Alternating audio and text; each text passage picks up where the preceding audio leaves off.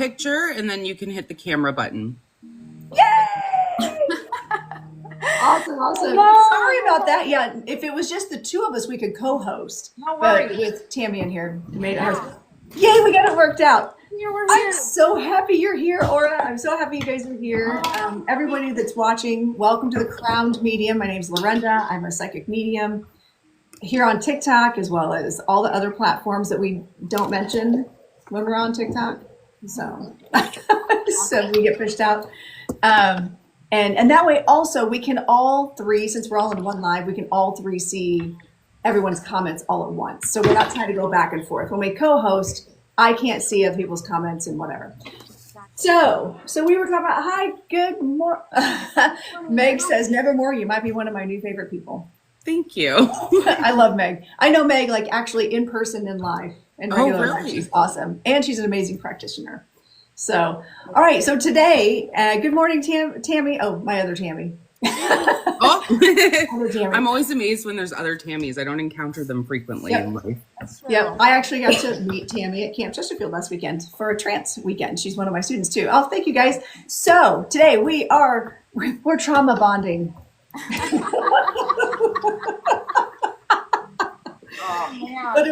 But I feel like it wasn't us traumatized. If you know what I'm saying, if you know what I mean. So I'd like to welcome my special guest, Nevermore Aries. Make sure you guys are following these amazing practitioners, beautiful ladies, and Aura and Nevermore Aries.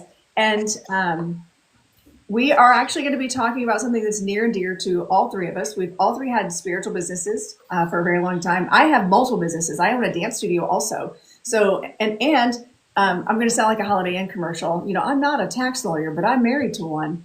And I know, Aura, your parents are accountants. So we have a flex. Good job.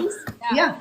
And, you know, and us being in this space, we encounter a lot of people. We encounter a lot of negativity. We encounter a lot of fraudulent people. And I find the loudest ones are usually the ones that are not exactly legitimate. So I thought we could talk about, you know, let's talk about our backgrounds. I'd love for each of you to kind of talk about what you do, how you got to where you are right now, and kind of your thoughts on this whole spiritual toxicity and ethics and all that stuff. So Tammy, do you want to go first? Sure. So I am 42 years old and I've been practicing since I was 13, witchcraft and folk magic.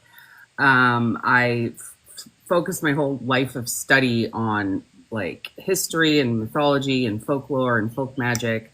I've been reading tarot since I was also about 13. My grandmother was one of those like witchy Irish playing card reading types. And my mom was like, you know what? I think you would be good at this. Here's a set of tarot cards. She gave me the Marseille deck. And if anyone's ever tried to learn on the Marseille deck, you would know that that's incredibly traumatizing, but I did it. But yeah, I've been reading since then. And I'm not a TikTok. I don't sell my readings on TikTok because I've been doing this for so long. I've been doing it since before internet existed for everybody. And I just kind of been lucky where I have a client base and it's not my full-time thing I do. I do genealogy for a living, and also book editing is what I do mainly. So now as far as my legitimacy, I am a registered business, and it's funny because I do file my taxes under the umbrella with my tarot readings, book editing, and you know all the other things I do. So it's all filed that way, but it wasn't always filed that way. I used to file as a contractor and a sole proprietor. Which is also legitimate. Yes. Well, yeah, because I've been doing it for so long. So and I'm always by the book, you know, even when people pay me like Venmo, PayPal, I always submit it as an income. So. Well, because we kind of don't have a choice. We get 1099s on those things. They track it now. Yeah. Especially I think it was like 2 years ago, the IRS started checking all those things for sure. So it's better to do it honestly anyway. Well, exactly. And also, is it really anybody else's business? No, not really. No. But yeah, so that's me. I'm just a you're a practicing tarot reader and witch with a lot of, side interests. I love that. I love that. Well, I'm glad that you're on, and no matter how it is that our paths cross, I'm very thankful that you agreed to be here today, because I feel like you're going to be able to offer a lot of really valuable insight to our discussion. Thank you now, for Aura, inviting me. of course. So, Aura, tell us about you. I want to hear about your path and how we ended up here. I know. And about you. Bonded. I love it. So my name is Aura. I in real life I go by Mina, but Aura is my legal name. In case anybody wanted the legality, it is my legal name. So it's very fitting. I think my mom named me a very fitting name. But I've been into spirituality since I was a child. Just always spiritual, always connected to a higher power my entire life. And then at around the age of 19 or 20 is when I realized, started having very strong dreams with Archangel Michael. And these things were actually happening. Like the things he was telling me would happen were happening. And that's when I realized he was a spirit guide of mine. And I started connecting with him. And then at the age of 22, I was very into astrology, like obsessively into astrology. I would go to Barnes and Noble's like every day and be in the astrology section, the New Age section, and read every book possible. Linda Goodman's, love signs, like read it cover to cover.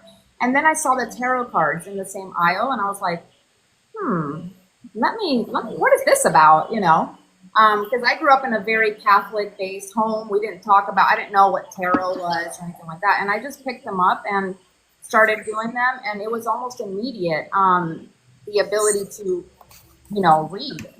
And I didn't even it's like as soon as I saw the cards, I just started doing them. And people were telling me like, oh my gosh, how?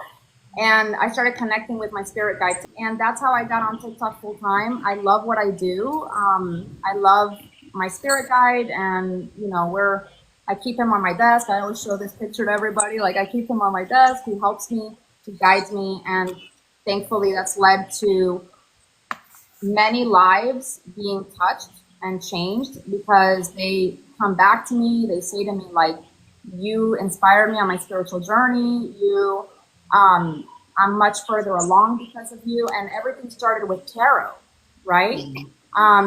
And you would think with my Catholic upbringing, that would be like,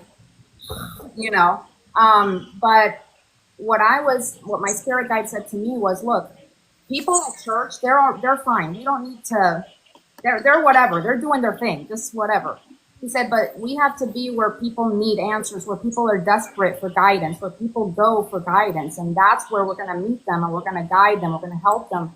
And that's what inspired me to do this full time, was that I knew I was working with the divinity doing this and being able to help people grow and to help and guide people, whether that's through predictive tarot, whatever, it's like that helps guide people. It helps them understand what's happening in their world, and it helps them guide them to make appropriate choices and things like that, or whatever, however they want to use the guidance is there. So I love what I do. I do spiritual coaching as well. And I love my spiritual coaching clients. Their growth is out of control. I'm just like, whoa. Yeah. So having been a teacher, it's kind of the same thing for me to see their light bulbs go off, and they're connecting to spirit and everything. So that's me. I love that. You've been busy. You've been busy. You got a lot of stuff going on too. I have a lot of respect for people that do come on TikTok and do their live readings and stuff like that. Like this is my second time going on a live here, my third maybe. But that's why I never did it initially, because I'm very shy, honestly. So to be live, I'm getting used to it now. But what you guys do to me, I'm envious of it. And I think it's incredibly, any reader who comes on here to do their work and speak to people in real time that way is, I think, incredibly brave and powerful. And I have a lot of respect for that. Thank you. And I know this kind of space is not for everyone. And I think it's important to honor when people, well, like you are like, you know what? Yes, I'm willing to go on your live. I didn't realize you don't ever go live. Yeah, I think this is my third time. I did a podcast once on here live. I went live with some witches, and then this is it. This is my third time on here. Well, I'm honored that you're on here today then. It is, and then, and then you look at the situation that brought us together, and the shaming, like just thinking, well, no wonder so many people do stay away from it, because you've got people like that who are so quick to shame, blame, point fingers, and tear people down for who, in my opinion, insecurity. I work with teenagers, like, Yes. you know, but when grown adults do it, it's just like, wow. Yeah. I used to tell my students, so I taught high school, right? And there's always like the loud kid, and then there's the real quiet kid and all this. And I used to say to them, guys, I mean, I don't want to point fingers or anything, but usually the loudest person in the room is the most insecure, and the quietest person in the room is the wisest, because they observe, they watch, they take in. I said, but the one who's always talking is usually the one who doesn't know what they're talking about. They're trying to convince others, or they're trying to convince themselves that they are one thing or the other, especially when they're stepping on other people's backs to make themselves seem higher. Yes. This is a sure sign of someone that's not confident in what they're doing, that's insecure on what they're doing. When you're good, your work speaks for itself. Exactly. You don't need to talk about how other people suck and all this stuff. That is a classic sign of insecurity. I have a lot of empathy for people in that situation as well, though. Like I really do, because you can tell when somebody is very aggressive in their approach to things. They've been hurt in some way, or they're coming from some place of, friction or something. And I feel I have a lot of empathy, honestly, for it, and that's why I don't come in a call out kind of way, or I feel I have empathy for that. Yeah, I do too. And actually going back to our situation, like my initial response was never tagged that person. I did not stitch. It was just like, hey, let's talk about this. Mm-hmm. Right. Let's educate, because my platform has always been built on educating, ethics, treating people well, equal energy exchanges. That's it. That's it. I match energy, and when Match energy, yes. there, I was having a back and forth with somebody on a witch was saying that the movie The Craft enraged all the witches, but they weren't even alive when The Craft came out. And I was like, no, we loved it. And she kept coming at me very aggressively, and so I would match the energy. And she goes, "You're being incredibly arrogant." And I was like, calling yourself out, I see. And that's how I see it. So again, normally I would just back off of a situation, be like, wow, that person's unhinged, and be like, send them love, light, disconnect, which actually is what I did. I know you guys did not, but I did. And then that's what prompted the downward spiral in that situation. And so in the meantime, I just answer with obnoxious videos. Well, I'm very grateful for what happened. Everything happens for a reason. I truly believe that. And I do believe that higher power, spirit, God, the universe, whatever you want to call it, always takes what evil means for harm and turns it to good and triples it, quadruples it. So I feel like we spread a lot of awareness through our response videos. Like the video that I posted got like 25,000 views or something like that. So many people were like aware now, and a lot of people came to me behind the scenes, like talking about the situation and how they were just flabbergasted and like, what in the world is this person talking about? And unfortunately, let's face it, there's a lot more people that say the same things on TikTok. Like there's others too that say this misinformation that's not valid. And so it's nice that this has happened, because now the people who are more educated can connect and they can spread awareness so that there's no misinformation in the community. Because I feel like there's so much out there that is like people putting people down. And to go back to your point, I always say hurt people hurt people. Hurt people hurt people. So I agree. That it comes from a place of hurt and insecurity. And it is sad. It is sad. But and the thing is, I wish that there could have been an educated debate on the matter. I feel like intelligent people, not to say that she's not, or that other people aren't, but I do believe as an educated person that someone who's educated and someone who's truly intelligent has no problem with having a debate and bring facts with you, though. Bring receipts with you, not just your opinion. Bring receipts with you to the debate. This is how my opinion's better than yours. Everybody has an opinion. Everybody has, you know what they say, opinions are like, okay, everybody has one. So I just feel like that's not a way to put other tarot readers down through your opinion. Nobody asked for your opinion. Nobody cares about your opinion. Your opinion is not valid. Bring some paperwork with you. Bring something that proves what you're saying. That's the only way I value a person's educational content, is if they are madly educated in what they're talking about. Like Nevermore. I've seen some of your videos and I've been blown away. Like, okay, she knows what she's talking about. Yes. When it's somebody just going on a rant about something that they don't have anything to prove or a leg to stand on, I lose respect. I'm like, okay, next, like, what is this? So I'm glad that we were brought together by this. Some girlfriends of mine the other day were talking about, or yesterday or the other day, we were talking about, well, at least this is bringing everybody together and meeting different people and everything. Yes. Which I'm sure that's not what this is.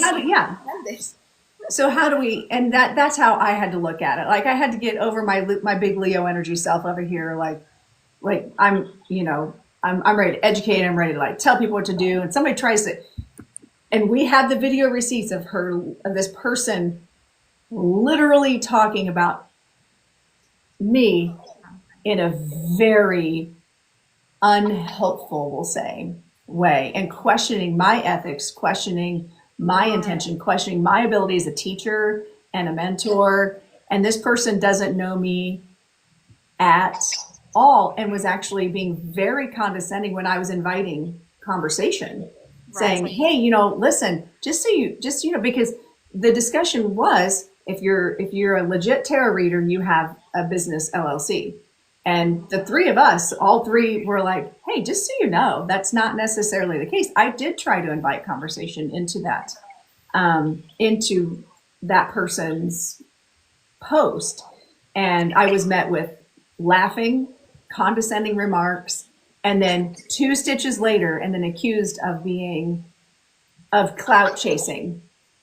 Well, I think, that's bordering very much on some legal boundaries, to go on a live where there's a public forum, you have a business, and naming you and saying that you are not good at what you do, that affects your business, because it's lies to be saying that, anything that is a lie about somebody or that can affect your business is something that borders on slander.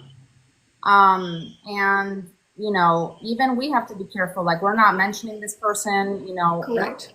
Because that would be the intelligent thing to do. But again, when you are coming from a place of ignorance, you tend to do things that are borderline legally dangerous. Correct. And let's talk about that. I think so. Tammy, you made a really, really good point in your initial response video to that person, to some person. It's the only kind of points I make. And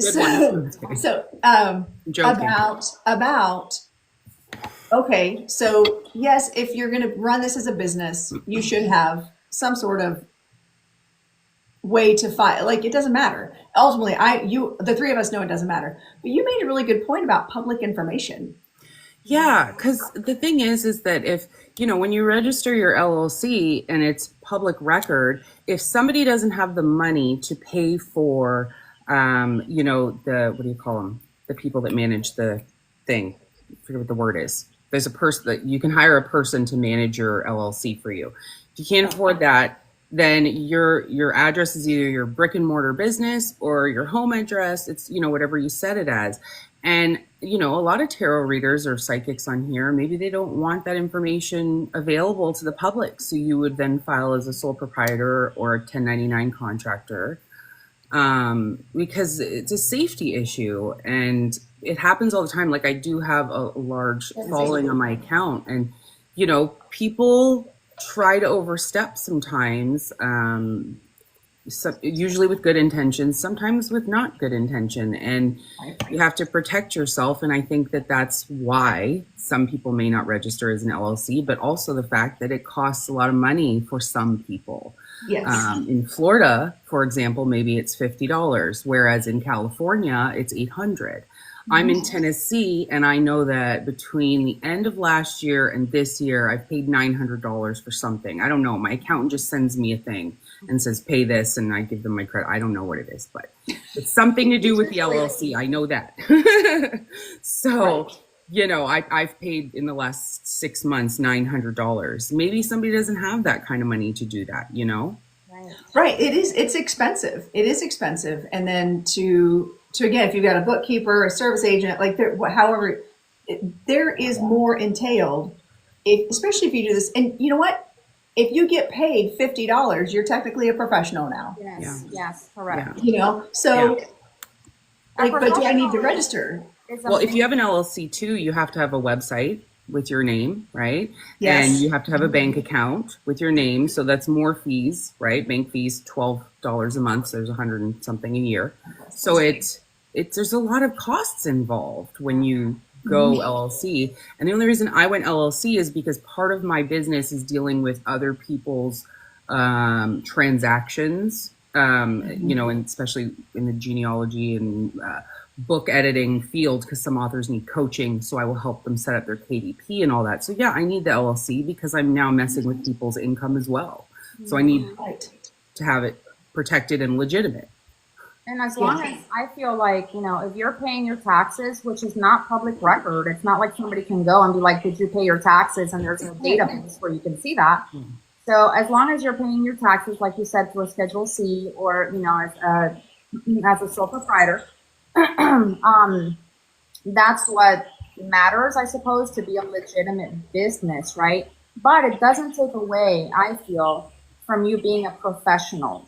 So a professional means showing up with ethics, you're showing up with your skill, your experience. That's what makes somebody professional, not necessarily filing paperwork. There are plenty of people that have no experience, that don't know what the hell they're talking about, who can go file an LLC just fine. Does this make them a professional or more legitimate than the little old lady in Spain, who's sitting, I remember I got a reading in Barcelona, and there was this little lady just sitting in a courtyard type thing with her little shawl, and she's just reading cards. And she'd been reading cards for 50, 60 years, And I'm like, I would call her a professional tarot reader. She knows what she's talking about. She's incredibly gifted, incredibly experienced. So to disparage somebody with gifts and with a professional business, right, or simply they just do it, they're very experienced. So I would call them professional in their field. To me, a professional is someone who's an expert in their field. That's a professional, not what paperwork you file. That is not it. Now, granted, does that add to your legitimacy to have like an actual, website and to have the LLC and all of this? Of course, it's gonna, add to you being all it does. Okay, let's put it this way. Sorry, I'm getting on my bandwagon now. We're here for it. It's fine. All that the paperwork does really is turn you into a business in the government's eyes. Okay. Right. But if you do this for 20, 25 years and you have clients and all of this and you're getting paid and you're filing your taxes and all of that, I mean, you're still a business in the government's eyes, regardless. But again, in my opinion, in my humble opinion, and this can be unpopular or whatever, the LLC, adds to your toolbox, if you will, okay, and people can see, okay, this is a business and it's fine, but it has nothing to do with your skill. That's what I want to say. So you can have an LLC and people will see that you're an actual business, that you pay your taxes, whatever. You could even have a sole proprietorship and people will say, okay, this is a business. But that doesn't guarantee me that you're going to give me an accurate reading, that you're someone that has gifts, that you're somebody who's experienced. That doesn't guarantee me that. All that tells me is that you had a few bucks to go drop off at the Secretary of State or whatever, the person who handles this, and you got some paperwork. Big freaking whoop-de-doo. Because realistically, my husband could go file an LLC as a tarot reader. Exactly. So, and that's the thing that really killed me about this video, this video that came out, was that later on, this person tried to backtrack and say, well, that's not what I meant, and this is what I meant. Well, I'm sorry. It said fake tarot readers on the title. How to know if your tarot reader is legitimate. Right. And the title itself was fake tarot readers. So now you're misleading, or it's bait, right? To get people to click on your video. And what you're doing is you're misleading people into telling them. And the first words out of this person's mouth was, how to tell if you have a real tarot reader? How can you tell if you have a real tarot reader? This is how. You can check if they have an LLC. That is the stupidest thing I've ever heard in my entire life. And listen, I've heard a lot of stupid shit. Okay, I was a high school teacher for about, all right? But this felt to me, and I taught economics for 20 years. I was just like, this is the dumbest thing I've ever heard. And it was almost like arguing with a 5-year-old that wasn't listening. It wasn't listening. I was like, put your listening ears on. Put your listening ears on. Okay, we're going to close our mouths and lock the key. We're going to put our listening. Yes. Pre-K pause. Pre-K pause. And I feel like, if I had been in that person's shoes and I've made this mistake, because that's what it was a mistake. If I made a mistake and I got called out by my community, the professional thing to do is to own up to the mistake, be accountable, and say, you know what, I'm sorry, I thought this is what it was. I'm so grateful for my community for coming through and giving me more information, right, that I can now give a more educated video and redo something. People would have had a lot more respect for this person, and maybe she could have even had a lot more clients coming to her, trusting her more because she shows integrity. But instead, she chose to, even though I never tagged her, I never mentioned her name. I actually said nice things, which was dumb on my part because I didn't actually know her. I had just seen her. It just popped up, and I was like, oh, let's talk about that. But she doubled down and tripled down by stitching me and then going live and trash talking me. So I was like, okay, we're done here. She no longer gets access, block. Right. She no longer has access to my people, to my energy. And then that just turned into a downward spiral. Right. And that to me defines whether you're professional or not. It does. Is how you respond to a situation. Because you know what? Nobody claims to have all the answers. Nobody claims, and I have said things where people have been like, hey, I don't agree with you. And I've had to take a step back and go, you know what? Maybe I should look at this from a different perspective, because for whatever reason, I may have it in my head, my training, my perspective, my privilege, my life walk has led me to believe these things, but it didn't occur to me to look at it from a different perspective. And I always say, you know what? Thank you. And if I've gone back and said, either taken videos down, or I have done statements to go, hey, you know what? You're right. I got called out. And let's talk about that. I didn't even think about this. Or I'll talk about it on the live and be like, I totally got called out and I'm here for it. Or if you're very sure about what you're saying, let's say that she's like, no, this is what I believe, which she has been. This is what I believe, and this is what I'm going to say. Okay.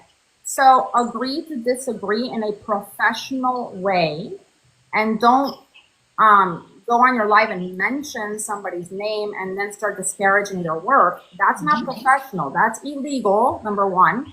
And secondly, it's unprofessional. So who's the professional one and unprofessional one now? Let's go there.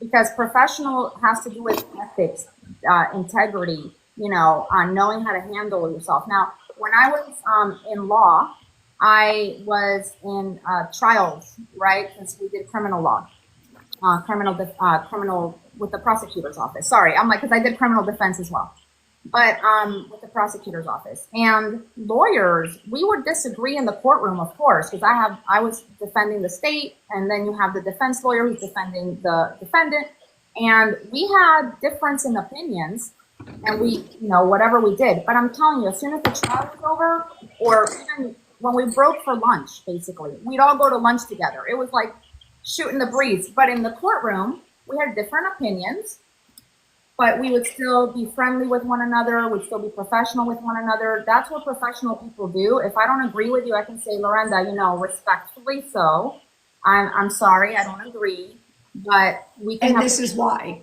Yeah, and this is why. Here's my receipts, okay, of why I say that. Not just I disagree because I feel like it and because I'm a petulant teenager. That's not valid. So in these spaces, let's talk about, here we are in social media where people believe the strangest things. They believe the strangest things.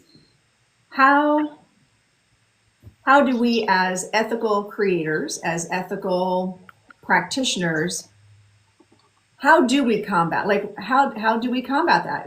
As a lawyer, you would go with other lawyers. You're dealing with a level of intelligence. Well, not always, but not always. I know. But you how to debate. You learn how to debate as a lawyer. And even in high school, junior high debate class, they tell you it's not about your opinion. You have to have receipts. You have to show up with facts. So how do we, in these platforms, and how do we best combat people like that? Do we ignore them? Do we show up with our own receipts? Do we block them? Do we educate? I don't know. Tammy, what do you think? Tell me, what are your thoughts on this? Because you don't go live, because I can get on and just riff for hours. I have a feeling Aura can also. Be like, listen, I got things to say, and we could just go. But so how do you, being the person who's like, I've been live 3 times, thank you very much. Well, the problem too with going live is that I can be reactive. So I like to take my time. If something upsets me or irks me or pinches me in some way, I need to sit with it and think about it. But as far as our community, spiritual community as a whole, I think a lot of the times to educate people is sometimes directly addressing somebody who may say something out of pocket or that you disagree with. What I also try to do, and I'm not sure if my followers actually realize I'm doing this, but sometimes, and especially with witches specifically, I do not try to come after any of my witch community, no matter what. And I do that out of respect. And so what I'll do is I will create a video talking about a topic that may have been inspired by something I disagreed with from the other person, but I will not name them. I will not reference that video. I just offer this opinion. And I just hope that reaches the people it needs to reach. But to constantly make my page about like seeing something and disproving it, that's leading with the negative. And I don't want to do that. And when in my second video that I made regarding this situation, I did say that if you're building your platform, stepping on other people with negativity, that kind of power has consequences, and it really and truly does. And you always see that blowback on people every time. Mm-hmm. So right. I don't invite that. And I think that the best way we can do that is if we see something we don't like, we can then speak to our community, in a way that informs them that they can take it or leave it, without being a drama account, Right. Yeah. And I feel like that's exactly what I did. That's exactly what I did. Yeah. Sometimes you do have to stitch though, because sometimes something is just so hyper specific. We can't just show up and be like, hey, if you don't have an LLC, right, you're still a tarot reader. It'd be weird. You'd have to have some context there. Right. Right. I think the way I combat those types of videos, especially because as a tarot reader, that's on TikTok. These are the people that this person goes completely against. If you do yes or no's, you're fake. If you use learner's decks, you're fake. I use learner's decks after 22 years because English is my second language, and sometimes those fancy words on there help me give out the message in a better way. It's still the same message, but I'm like, oh, okay, there's a fancy word there that I can use, right? And so for me as an ESL, it helps. There's people that have learning disabilities and things like that where these learners decks help them. It has nothing to do with your experience or anything like that. It just helps you in some way. The yes or no's, this is this, that is that. If they shuffle, I mean, even the way they shuffle is something that this person has criticized. If they shuffle like this, they're fake. I'm like, are you kidding me? So the way I've combated that with her and with other people is I let my confirmations speak for themselves. I have a reviews tab on my page that has all the live confirmations. I screenshot them and I share them with my community. And I feel like I let my work speak for itself, right? And people come in with the confirmations, people tell me about it, people write to me, all this stuff. So I know that I'm not a fake tarot reader. My community knows that I'm not a fake tarot reader. Why? Because they've got the confirmations. They've seen all of this, you know. Now, am I perfect? Of course not. Of course, you know, I'm not going to hit the nail on the head all the time because I'm human, but that's what I allow to speak for itself. And I'm telling you, I struggled a little bit with whether or not to do a response on her because I was like, you know, I don't want to, how should I put this? I didn't want to give it more attention for her. Correct.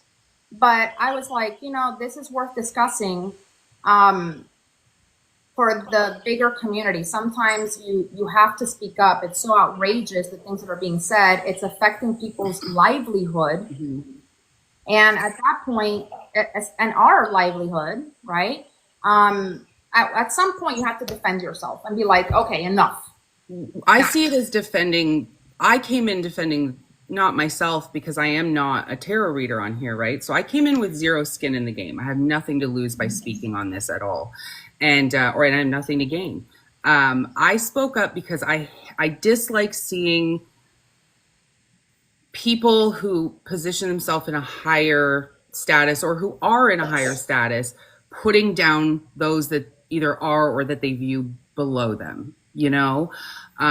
So I came in as an equal because all three of us, and that's the problem here with some people, is that we are equal or exceeding in knowledge and experience. So sometimes, you know, it's like when you're in school, if you see a kid getting bullied on the field, if you can stand up for that kid, you go stand up for them, you know, because you're in a position to do that. And I found it incredible that it wasn't tarot readers who maybe have smaller accounts or are newer at this really going at it. The three of us who are all equal offered a very balanced opinion, and that wasn't received well. So it really wasn't. And again, like in all three of us, it wasn't even an attack. Again, I never even named a name until my name was dragged.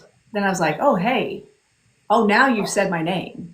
Now you're coming for me. Okay. And now my people can see you exist, and I don't like that. Yeah.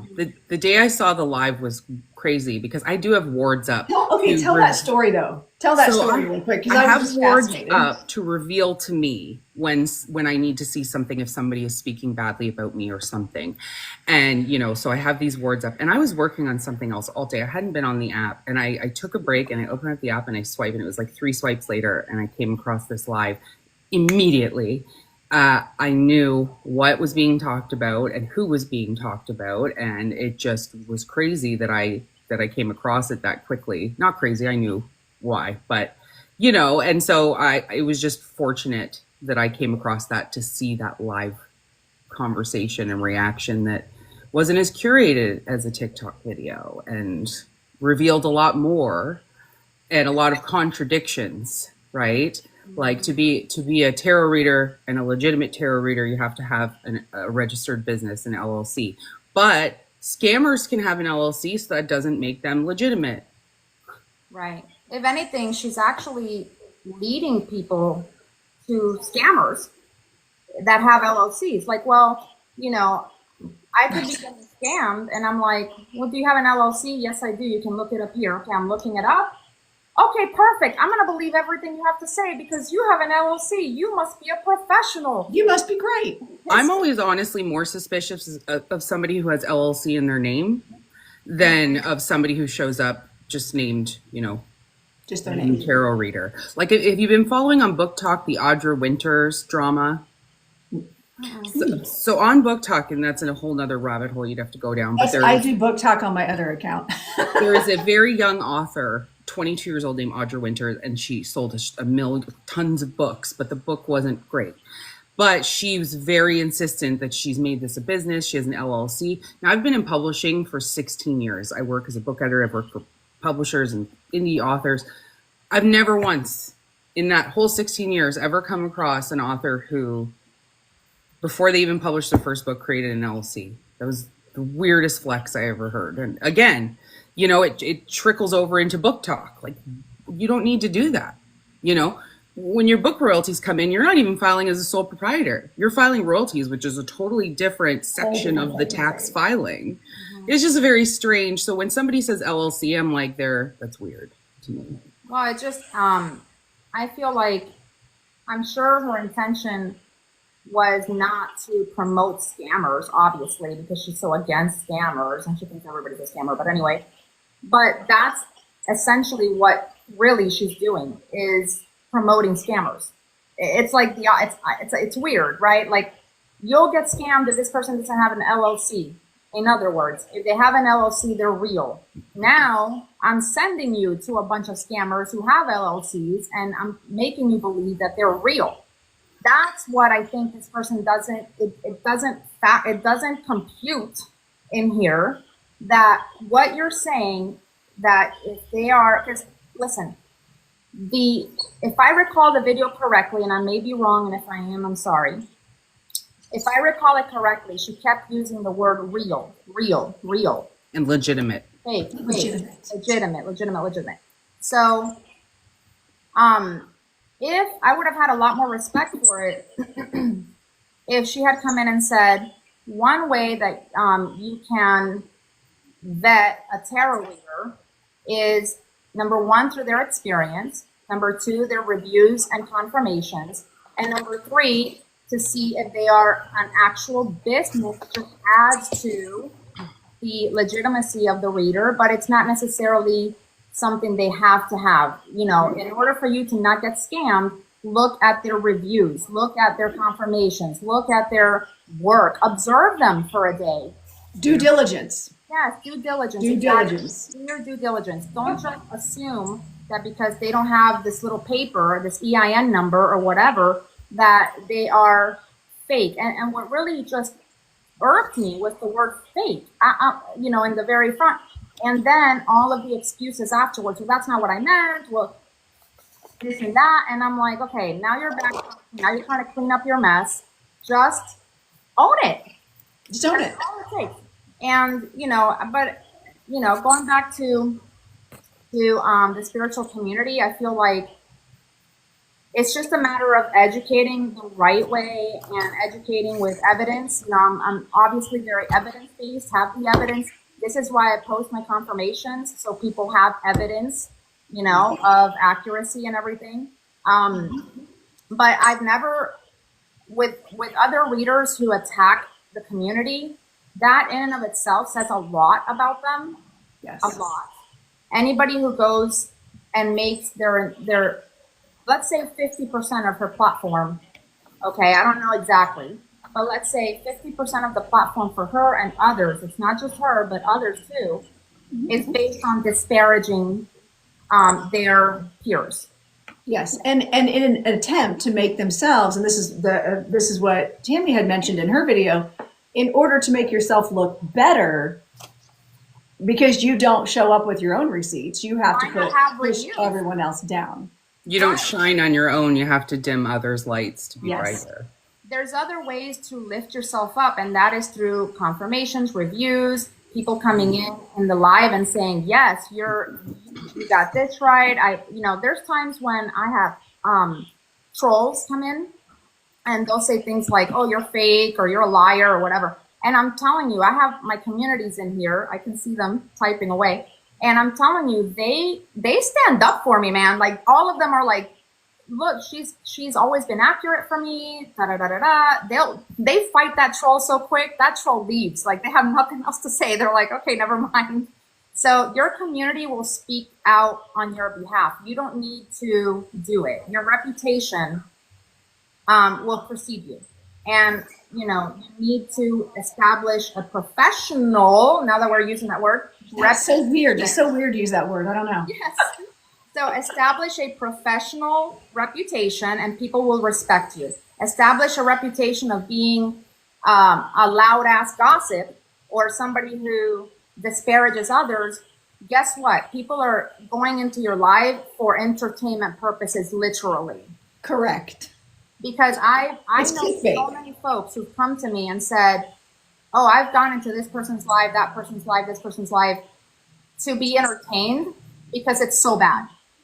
Do you know how many people, well, I'm not going to say, do you know, but like there were a number of people who private messaged me after I was stitched saying, thank you for calling this person out because I've watched them give so many bad readings. They bully their sitter.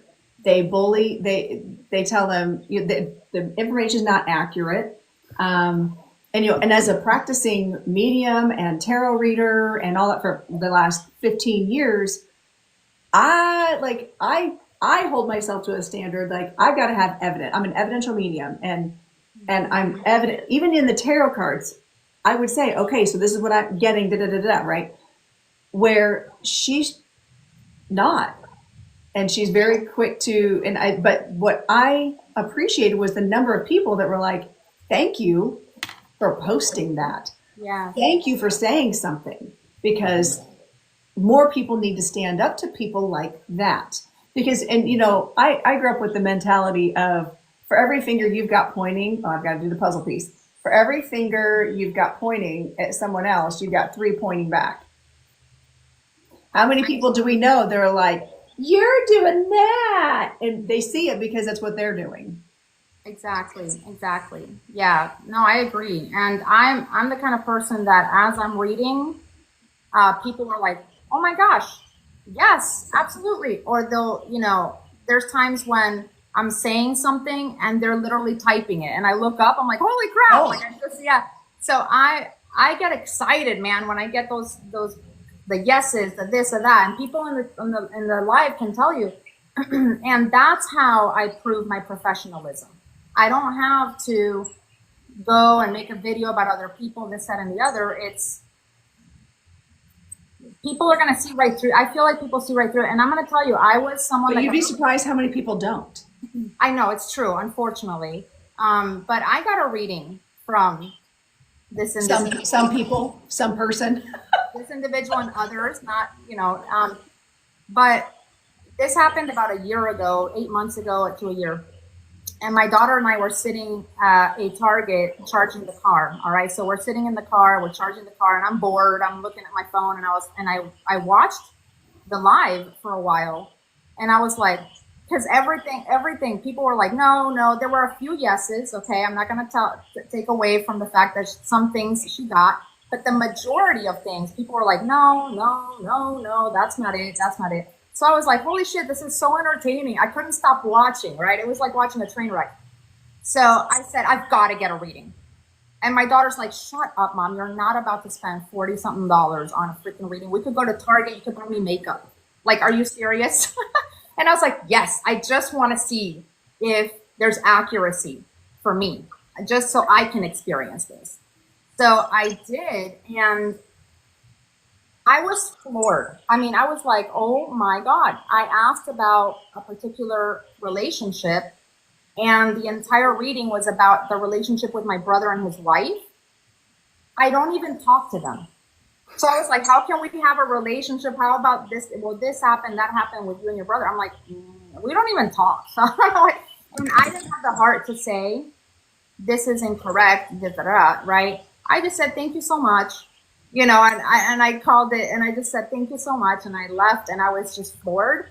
And this has happened to me with other readers too. It's not just, I don't want to call her out specifically. It's happened with other readers as well, who I guarantee you, most of them have LLCs, because I've seen their websites, and most of them have LLCs, and I've sat there and been floored by the inaccuracy, the scammy vibes, mediums included, by the way. I try to connect with my grandpa forever, and I think I went to 3 mediums. The first 2, I mean, it was like, oh, your grandpa grew up in the country. I was like, actually, he was born and raised in San Francisco. So if you want to call that the country, I suppose. I mean, that's almost to the country. Right. It's in a country. It's in a country. Right. And things like that, until I finally found somebody who was so accurate. And this person has maybe 10 people in her life most of the time. She does this part-time. She doesn't have an LLC, nothing like that. She's just a humble medium who does this because she loves it. And she's like, this young woman who is her side gig, right? So that's the one. Yeah. So what I would define someone as professional is, how do they handle a no? How do they handle the no? Because, I as a mentor, I teach my people, you're going to get a no because it may not make sense in that moment, or maybe you need to dig a little deeper, or you need to reevaluate the information that's coming in. So how do you take a no and deal with it? Do we allow it to downward spiral into our ego? Like, I'm not getting it. Or do you shame the sitter and go, no, I know what I'm talking about? Or, okay, so you're saying no, let me take this information and ask for more guidance. Let's pull another card. Let's ask grandma that's coming in. How do we professionally turn that no into, okay, game on? Yes. Game on. Let's figure out why. Because I, as a trained, developed reader, know that when I get information, it's not for nothing. I know that I get information for a reason, and the interpretation can be off. The human part, the me, the Lorenda part, could be saying it wrong.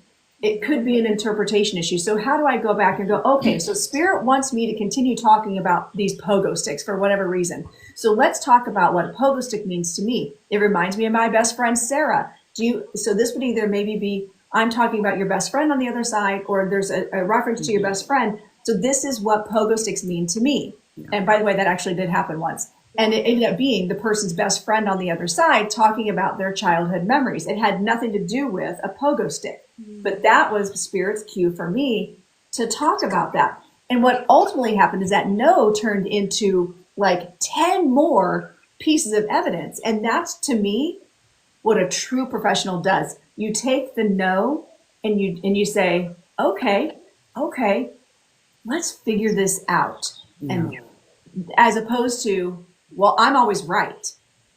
Exactly. You know what? I'll tell you. So here's an example of how I handle my ethics. Okay. I think we can all agree, like, everybody has the ability to tap into spirit or train into mediumship.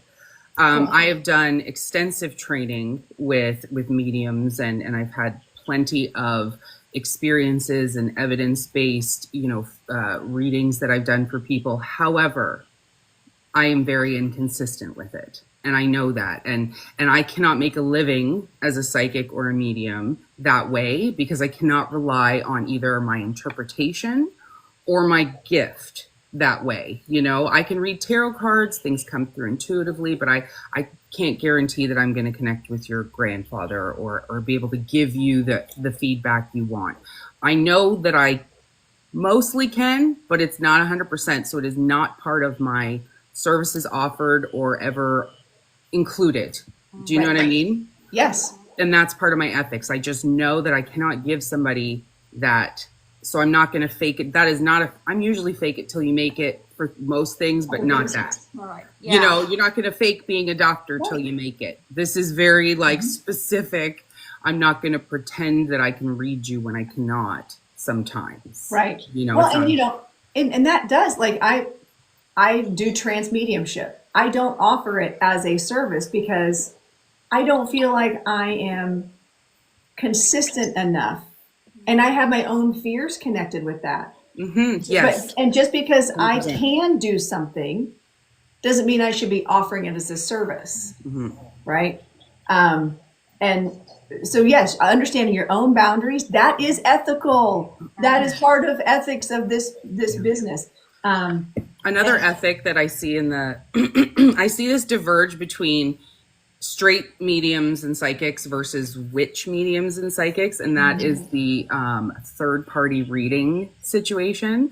So I will be honest, I will absolutely read a third party. I don't give a crap, but I'm a witch and I have to do that sometimes, especially for spell work.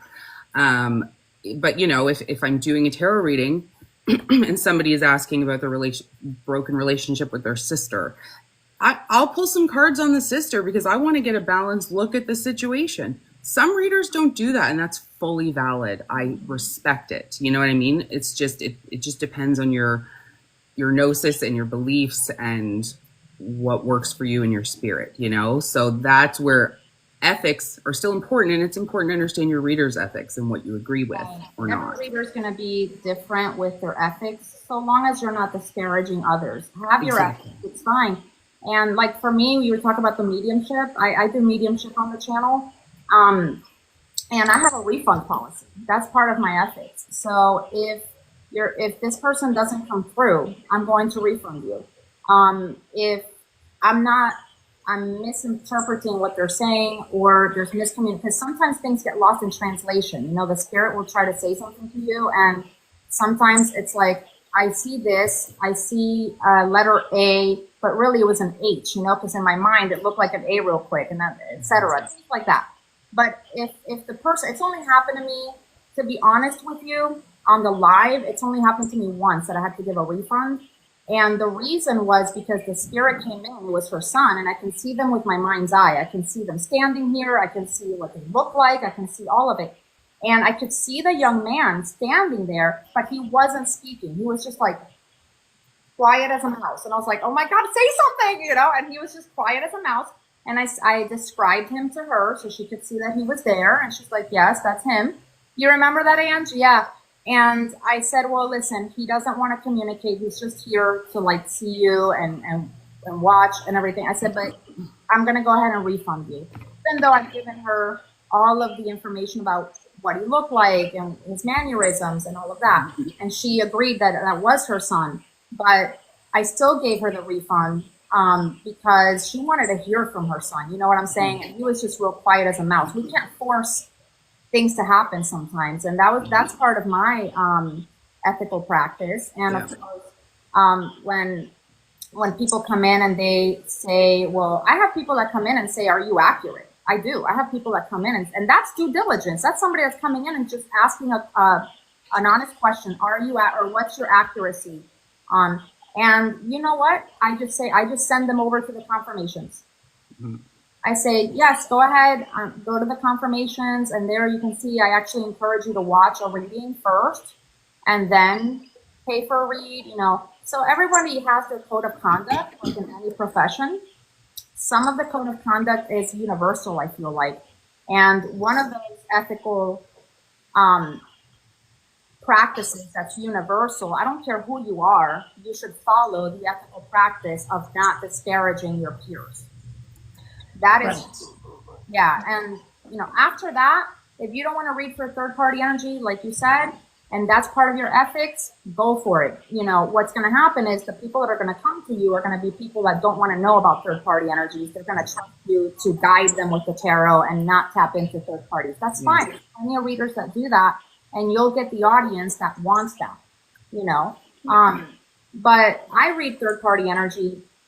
Part of my ethical practice there, for example, I had somebody, and this has only happened a couple of times, and somebody came in the other day and said, I just want to know if Johnny and Sue, if they're fighting and if they're having issues. I said, I'm sorry.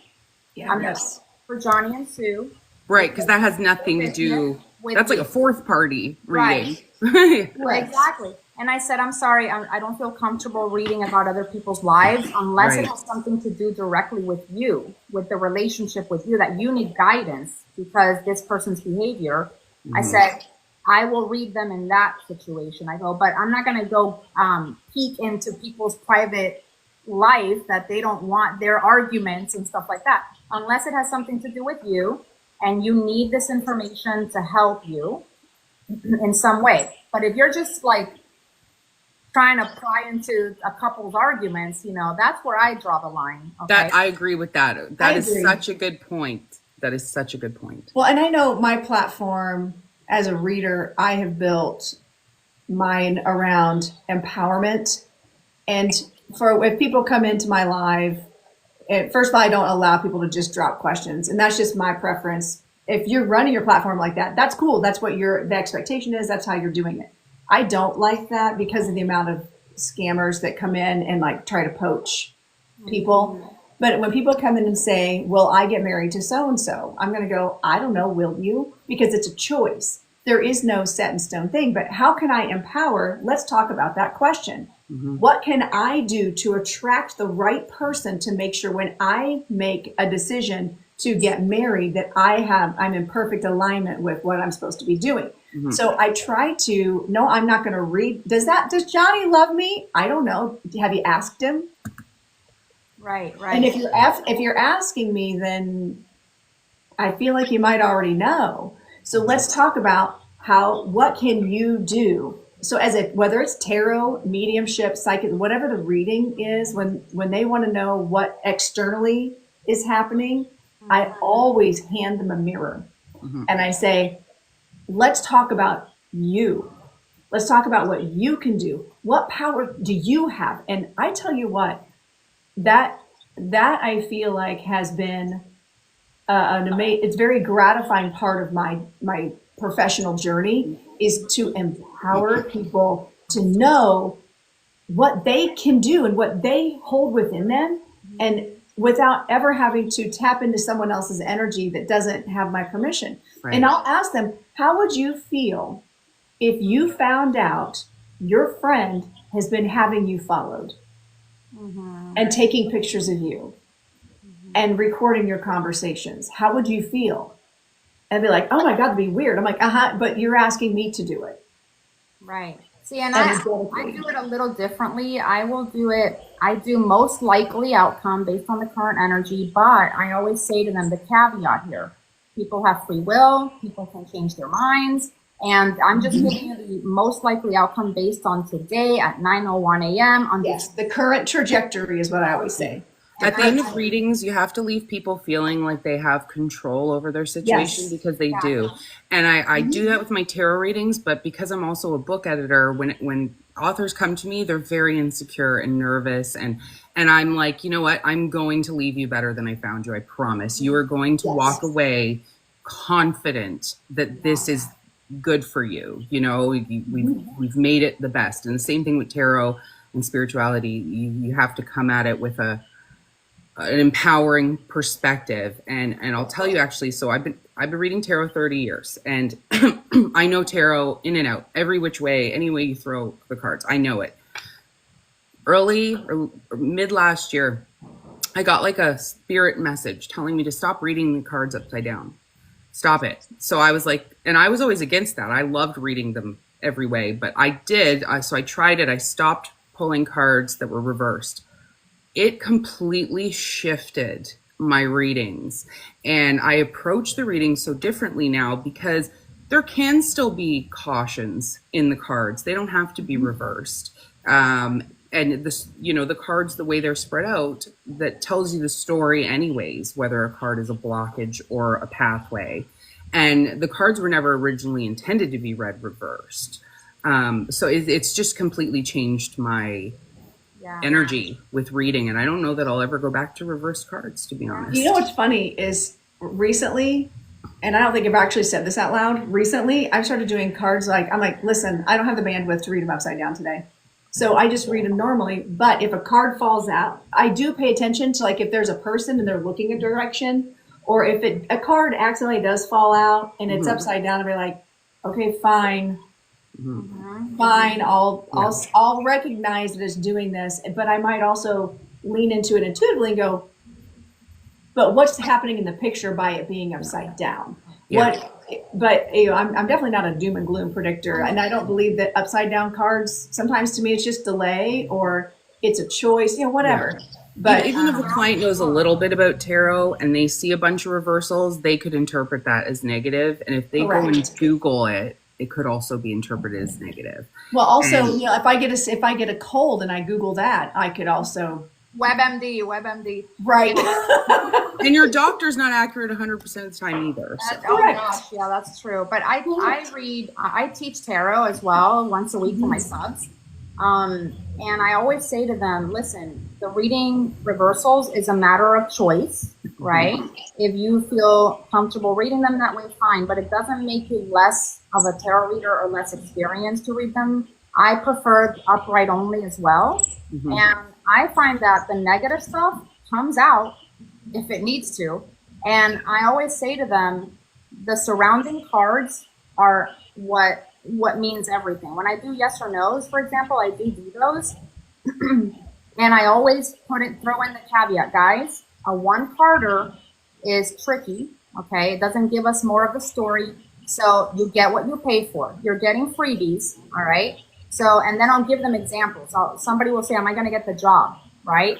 And I'll get the Ace of Pentacles, let's say. And then I get the Eight of Swords. And I'm like, well, if I had just pulled the Ace of Pentacles, I would have said yes to you. Okay. But now that I pulled the Eight of Swords and then I pulled the Nine of Swords and I pulled the Five of Pentacles, I'm like, well, that offer fell through. You're in your head about it. Maybe they offered it to you originally, then took it away, whatever it is. I'm like, it gave us more of the story this way. So I feel like part of the ethics too, if we're going to go back to that, is explaining to your audience the nuances of tarot.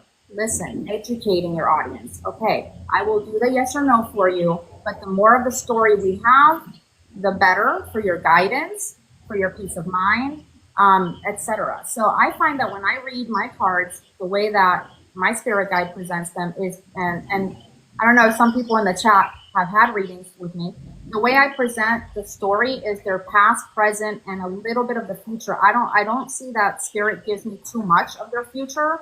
It gives me a little bit, just enough to guide them, but we really focus on what's happening in the present moment and how can we guide you today with what's happening today in this energy. So when they say, am I going to marry Johnny? Like you were saying that example, am I going to marry Johnny?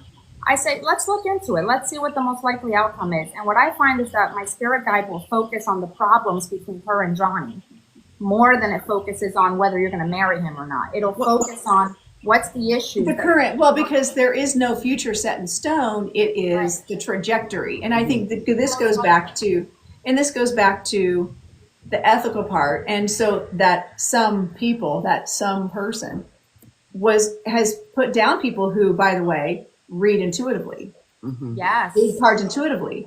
And so when I read cards, I do the same thing, like past, present, projected future based on current trajectory, but nothing's written in stone. I know there's a lot of debate about whether tarot cards are predictive. I think that also relies a lot on the reader. Is the reader also a psychic medium? Are they in tune that way?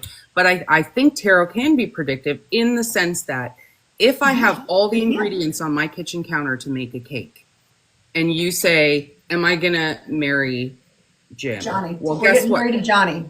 Johnny, sorry. All the ingredients are there to make the cake. Or if you're missing flour, then probably not, right? That's the prediction. Are you going to bake the cake or not? Do you have the ingredients for the cake or no?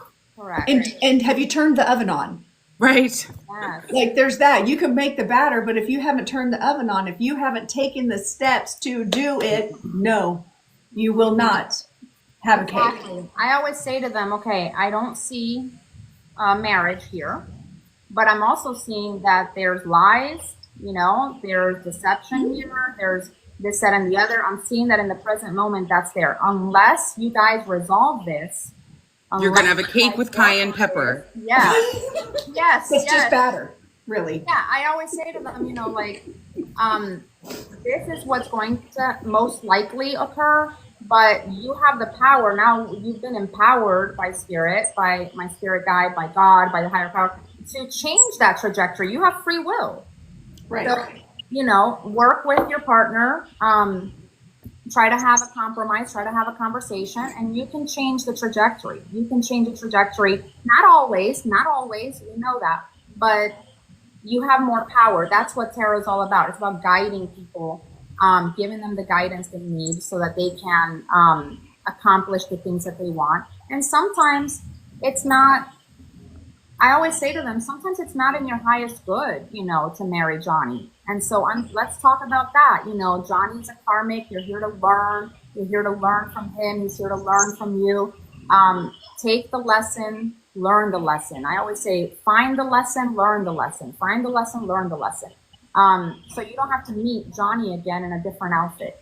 And again, and again, and again, and again. And again, and again, and again. Right. So even though they asked about, am I going to marry Johnny? The entire reading will give her answer, of course. I'm not one to get a question and not answer their question, okay? I always answer the person's question, but then we go into, okay, the why, the how, and I'm telling you, they love it when I go into rants, because I will go straight up like, okay, guys, you know, you have to value yourself. Don't allow a situationship to happen between a guy and you. You need to, you know, put up your boundaries, this, that, and the other. They call it aura after dark, because after 7 p.m., I have ADHD, so my medicine wears out by 7. So I become a whole nother person at night. Yes. So in the morning, it's all business. It's business in the front, party in the back, for sure, on my channel. But it always leads to guidance. It always leads to guidance. That's the important thing. Well, and I think that's the key. And going back to, again, the situation that brought us all together, taking and having a platform with a large following, telling people you have to do X, Y, da, da, da, da, da, da, da, da. But then coming at it from a very toxic way and pretending you're I don't know. I had a point and I've completely lost that point. Speaking of ADD. It's the ADD. Hi, JJ. Yeah. But I feel like we do have an obligation if we're reading for the public, with public people, when they're coming to us, whether we might hear their question and they're going to go, you know, am I going to marry Johnny? And we're like, oh, for God's sake, in your brain. But how, you know, then you're going to go, you know what? I don't know. Let's look and see what the energy is, as opposed to no. Yeah. Or saying to them, Ask a different way. Right. You're asking me to predict it. I'm not going to answer that. Don't come in here and ask me that. How dare you? And like disparaging the client, right? That's not okay either. They ask a question. So going back, yeah, that's what I was going back to, was how do we can't put down, just because we know the question is absolutely ridiculous. In that moment, for that person, for whatever reason, that is the most important question. And that is where empathy and development and being a good human has to come in if you're going to step into this space, because spiritual work is healing work. Giving spirit a voice is healing work. Pulling out cards and answering people's deepest, darkest, feared questions. They're trusting you with these questions. They're trusting you with this piece of their life. They're desperate for answers. And as dumb as we might think that question is in that moment, we have an ethical responsibility to be kind and to answer in a way that leaves them either feeling like, again, handing the mirror. I like to say, well, I'm going to hand them the mirror. That's where intuitive reading comes in. That's why intuitive reading is so important, because I always, you know, when people give me confirmations and stuff, I always say to them, don't thank me. It's not me. I'm just the voice. Correct. My spirit guide is the one that gave you the answer. So I always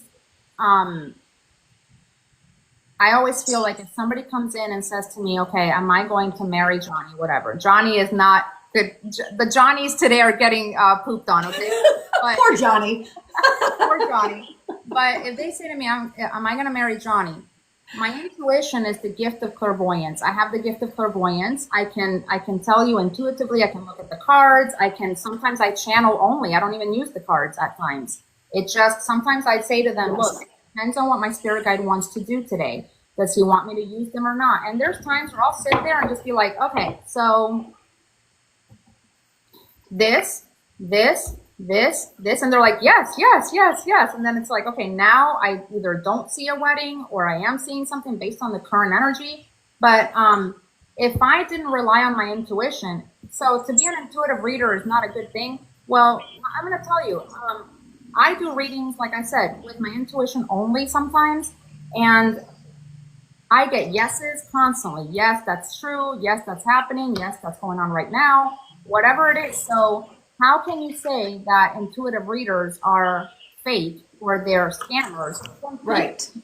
That's why you have the gift. You have the gift of clairvoyance for a reason. So it's like calling an artist a scammer. It's like calling a painting a scam. Right. Oh, it's subjective. That's a very I'm the good queen analogy. of analogies, by the way, like literally. I love analogies. Yes. I love them. I love them. But that's very true. It's like saying, well, just because I don't read it that way, that means you're doing it wrong. Yeah. That's very all about me, elitist, self-centered, ego mentality.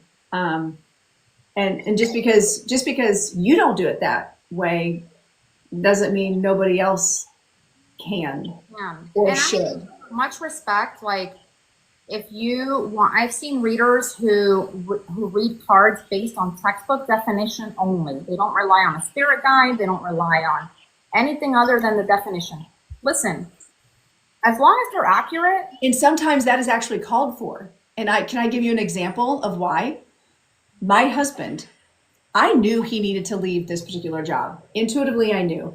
He's never in his life asked me, in all the years I've done this, asked me to bring through a loved one. He's never asked me to pull cards for him until there was a job situation. And he goes, could you pull cards? I'm like, absolutely, let's go. But this is what I did. I pulled out the cards and I said to him, all right, you're between two jobs. In your mind are going to assign, I'm going to do two spreads. Line one will be whatever job you assign, because I had to stay out of it. I had to keep my intuition out of it. And so I literally pulled out my tarot book and I said, okay, and I laid it out ahead of time. This is past, present, situation at hand, suggestion, like the suggested what you should do, the action step. And if you take the action step, how it will play out. What's this story playing out? And I was like, and don't tell me which firm is assigned to which one. That way I'm unbiased. I pulled out the book and I read word for word what each card meant in their station. Mm-hmm. And then he didn't like that answer. Mm-hmm. And he was like, okay, do it again. Mm-hmm. He had me pull cards for both of those things 5 times. And then of course he didn't listen to me, but I could tell he was like, his wheels were turning. But I had to keep my intuition, my opinion out of it. When my friends come to me and I know they've been through things, and they're like, can you pull a card? I'm like, absolutely. This card means da da da da da da da da da da da da da da da da. Does that make sense? Good. Moving on. Because if I insert my thoughts, then I have a bias. Yeah. And fun fact, he did end up choosing the job that was the good line. The other one was like, it was nonstop, bad, don't do it. Right after he changed jobs, the one firm was offering him like an actual partnership. Cool, full partnership. The other was like, not really partnership, but let's see how things work out. And he's like, but they're so nice. I'm like, they're lawyers. Yeah. They're not nice. They might be nice to have a bourbon with, but right. When your future's on the line, they'll cut a bitch. Like, yes. Then right after is when the pandemic hit. And that firm that he really, really, really was drawn to cut all their special contract people. He would have been out of a job. Wow. And you know what? I bet when you pulled those cards, because I'm already hearing things. I'm like, what I'm hearing is my spirit guide's like in the conversation, trust me. Yep. What I'm hearing is that your spirit guides knew that's how you were going to read it. And so they pulled the cards for you. Absolutely. They knew you were going to look at that textbook and you were going to read the textbook definition. Because that was my intention. That was my intention that I said. I'm like, I'm out of this. Exactly. Leave it to Okay, let's go team, knowing full well that they were in charge of what was happening. So it is important to understand when intuition should be used and when it's time to set it aside and go just what the cards say. But it's not always exclusive, you know? Right, right. Yeah, sometimes when I have family or anything like that ask me questions, I don't like doing it for family that much because it's like reading for myself. I know too much about me. I know too much about them, and bias is likely to step in. But like you, I actually do the same thing. Sometimes I read for my sister or something like that, and I stick directly to the definition of the cards so that everything I know about her doesn't flood the reading. But here's the thing, 90% of the time we're reading for strangers. We're reading for strangers. So intuition is key. This is how your spirit team talks to you. This is how they communicate with you, your intuition. When you're not using your intuition, honestly, I feel you're robbing that client of the real answer because, yeah, sure, you might read whatever, but if you're not connecting to something, if you're not connecting to a higher power and you're just trusting your human self, humans make a lot of mistakes. You're probably not gonna, sometimes that can lead to inaccuracies. So it blows my mind. And again, respect for however people want to do it. But for me, I have to connect. I can't trust Aura alone. It's like, I need you. I always tell my spirit guides, like, I need you. I need you to come through. I need to be able to hear you clearly. And listen, there was one time when in meditation, I asked my spirit guide, I always ask him every morning, will you be with me today? Can you help me with the cards? Once I actually got a no. I'm not. And this was because he wanted me to rest. I've been working like 2 weeks straight every single day. And it was a clear no. I'm not helping you today. And I was like, what? I had my live button ready to roll, but I listened. There was no way in God's green earth I was getting ready to go on there after he'd said to me, I'm not going to help you, because I knew it would be a shitstorm. I'd be like, oh no, I can't, I'm giving everybody some crazy answers here. So if people can do that, more power to them. But I can't. Like what you said, I can't. I can't unless it's family and stuff. I'll do it. But that's because Spirit has laid out the cards. But if I don't have a connection to something higher, I can't do it. How people do that is beyond me. I don't know how you read tarot accurately if you don't have some sort of connection. I don't know. I fully believe that Spirit meets us where we are. Yes. I fully believe. So if in that moment, going back to like my husband or when my mom has me pull cards, I know too much. So I rely on, I have my guides. I am taking my own intuition out and allowing Spirit to meet the situation where it is. Meet my mom where she is. Meet my husband where he is. Spirit's going to deliver the messages. And if our goal, in the end, this goes back to some people, if our goal in doing this work, and I say this with my full chest, our goal in doing this work should be giving Spirit a voice, no matter what that looks like, whether that's through cards, whether that's through mediumship, whether that's through spell work, whether that's through candle magic, whether that is through whatever Spirit has chosen to filter through us.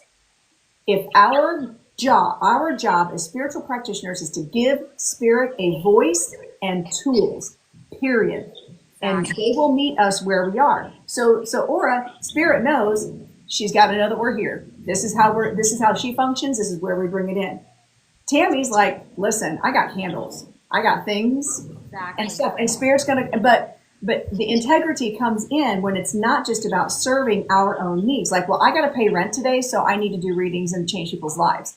No, I need to step into a space of I'm giving Spirit a voice, whatever that looks like.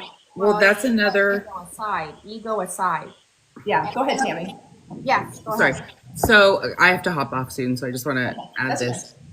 So when when your guides tell you to take a break and you take a break, that's again like a part of ethics, but it's also like if you have somebody who's coming to repeat readings over and over and over, asking the same questions, you're giving the same answers. That's another, ethical rule. I think with most readers, at some point, you have to say, okay, enough. I think you just maybe need to reflect, or I can't read for you anymore. Maybe you need a different opinion. So with me, when I do get people, and I do get people that come back over and over with the same questions, and it frustrates me. It puts me in a negative space because I could never be a therapist. I don't know how they do it. I could never do that job. And this is pretty adjacent sometimes, like with the advice and the support. And sometimes I'm like, listen, you just have to make a change because reading these cards is not going to help you. And I also do that with when somebody I know is in crisis, like in a mental health crisis or an extreme life crisis. I can give them insight if that feels right, but sometimes they are only coming because they want to hear what they want to hear. And I've had people either misinterpret what I say or then take the reading and then go read it themselves by Googling or something. And I just feel like that if it feels dangerous, I don't do it, so. Yeah, I always tell people if I do have, I always tell people, listen, let the energy settle. Come back to me in a couple of weeks. Yeah. Or once a month. I've even told some people, I've even said, wait a couple of months, before you ask the same thing. And I always advise people, if you ask the same thing of different readers, because they'll come to me and say, listen, this reader said yes, this reader said no, and you're saying yes, like, what do I believe? And I say to them, look, Spirit treats us, if we act like children, Spirit will treat us that way. So for example, you're going on a trip with your child and your child's like, are we there yet?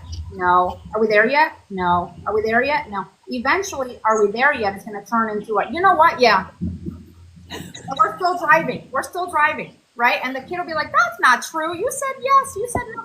You know what? You've asked so many times. I'm just, and so I feel like sometimes the universe is going to say an inconsistent answer just to like be like, you know what? You've asked 400 times. I've given you the answer. And I always say to people, stick to one or two readers that you trust. And if you want to verify an answer with a second opinion, like do it, that's fine. But don't be asking the same thing or pitting the readers against one another. Like, well, I want to prove this person wrong or I want to prove this person right. And the other thing I was going to say too, have you guys heard of Dr. Wayne Dyer? Yeah, I have a bunch of his books on my shelves. I love him. And one of my favorite quotes that he said was, when you use ego, what you're doing is you're edging God out. Edging God out, ego. So when you're reading from a place of ego, you are edging universe out. You're edging spirit out. You're edging your spirit guides out. And you're reading strictly from because you think you have all the answers. And the reality is, we don't. So if I had all the answers, girl, I would be lotto winner, okay? I would have Henry Cavill up in here, all right? If I had all the answers and I knew how to get these things, Henry would be giving me a massage right now. Like, I will fight you for him. I will fight you. He's so beautiful. Yes, can you do something, Nevermore, please? That is my man. He's so gorgeous. I can't. I have this little massager. You put it on like a backpack and it massages your neck. And we call it Henry on the channel. They're like, are you going to use Henry today? Yes. Okay, you're more committed than I am. I'll pick someone else. Meanwhile, I'm over here and like, no, I'm good with Jamie Fraser. Same thing. Like, I'm good with. I'm good. Yeah, that's funny. So I totally forgot. Like now I'm like, oh, Sam. Well, I'm actually gonna leave now because I have a client call in about 15 minutes.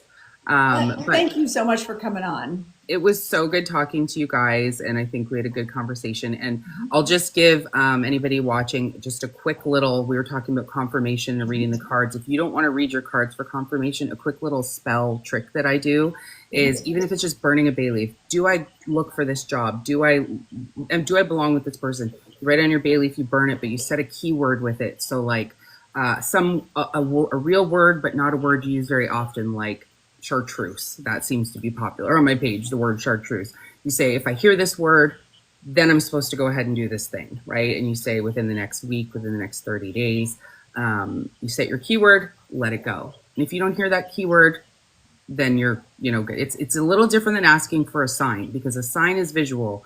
Whereas words are very auditory and visual, and you know, you can look for signs, but words just show up.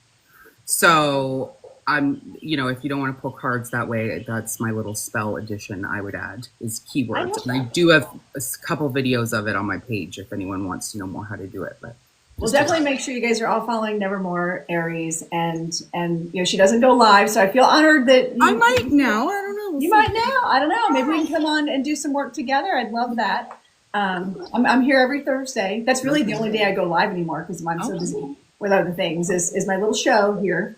But I do appreciate you coming on and taking the time to really talk about these things that really, really do matter in our community and creating a safe environment for people. And also, again, going back to why do we do this? We're giving spirit a voice. Yeah. And even through the burning the bay leaves with the keyword, that is creating a space to give spirit a way to meet us where we are. And they're like, oh, game on, chartreuse, it is. Let's do this. You know, and it's a fun game, and it's a fun banter, and it lightens and it gives confirmation. So I appreciate you coming on, and well, thank you for having me, and we're all friendies now. So we even have a group chat. Yeah. Yes. Bye, everybody. All right. Bye, Tammy. Thank you. So this has been awesome. And I just want to like give you the space. We still have 15 minutes left in the show. I don't know what your schedule is, but so, you know, if there's any other thoughts you have on, again, creating, I think it's so important that we continue to have the conversation about creating safe spaces without judgment to give spirit a voice, and being not just ethical, but even like ethical from a logical point of view, but just ethical in the way we deliver the messages, and the way that we handle people's egos, the way we handle people's emotions and feelings. And also, how do we stay legal? How do we keep, you know, how do we share our thoughts and things in these, I don't know. What other thoughts do you have on any of these things? I've loved this whole entire conversation. No, it's been great. I feel like this was long overdue to have this kind of conversation in the spiritual community. There's a lot of animosity sometimes in the spiritual community, and a lot of like one-upping and things like that. And that's not necessary. I really feel like your work speaks for itself. Allow your work to speak for itself. Welcome people in and let them watch your work. So, for example, if somebody comes in and says, am I going to marry Johnny? All right, that's the favorite question. Am I going to marry Johnny? Is Johnny going to break no contact? Right? That's a lot of the questions I get is, what are Johnny's feelings? You know, things like that. If you're the kind of reader that doesn't believe in answering those type of things, say to them, well, I actually don't read from that perspective. I use tarot more for guidance, but you're more, well, all tarot is for guidance. But I would say I actually don't do those types of questions, but you're welcome to stay and you're welcome to see a reading the way that I do them. And if you like that, and if that's, you know, please, I would love to read for you. That's called customer service, right? If I say to somebody, I don't do that, and if you want to find the reader that does that, there's plenty of scammers out there that you can go to on TikTok. There's plenty of them that'll do it. That's not customer service. That's you embarrassing your client, number one, making them never come back to you ever again, number two. And then the other 50 people in there are turned off by this, like, okay, you know, so I feel like there's ways to handle, that's part of your ethics as well, is the way you handle each client. When I have clients come in that I've never read for before, man, I'm like so excited. I'm like, have I ever read for you before? And they'll be like, no. I'm like, oh, thank you for being here. I hope you come back. I'm so excited you're here. Thank you for allowing me to do this for you. Thank you for trusting me in this. So it's not just, it's bedside manner. I feel like that's missing with you know, other channels and things. And it's just, that's part of your ethics. Stick to what you believe is ethical, but don't, it's like Bible thumpers, okay? I don't mean to bring them into the conversation, but it's like, don't push your thoughts and beliefs down in other people's throats. If they don't do it that way, respect what they're doing. So long as they are not an actual scammer, like the ones that reach out to my clients under my name. Right. And, they scam my clients. They never plan to do a reading. They never do the reading. They just take their money. That's a real scammer. Now, are there readers out there who scam and who do readings and they don't know what they're doing and stuff like that? Yes, there are. But clients, listen, I always say, you're an adult. You're a grown-up. If you go into somebody's live and they're clearly a scammer and you choose to pay them for a reading, that's on you. I don't need to be the tarot police over here telling everybody, well, you're wrong, you're wrong, you're wrong. That is not my job. Stay in your lane. Stay in your lane, It's like, you don't need to be there and be the savior, okay? People's work will speak for itself. Trust that. And let people, people just do what they do. You can talk to your clients about, hey guys, one of the ways that you can vet a reader is to watch them. Just watch them for a while. That's part of your due diligence. Watch them. Just watch them. It's not about an LLC. It's not about paperwork. It's not about how they shuffle the cards. That's one of those things. I think one of my viewers asked, how do you feel about that opinion that if you let the cards fly out, you're a fake tarot reader?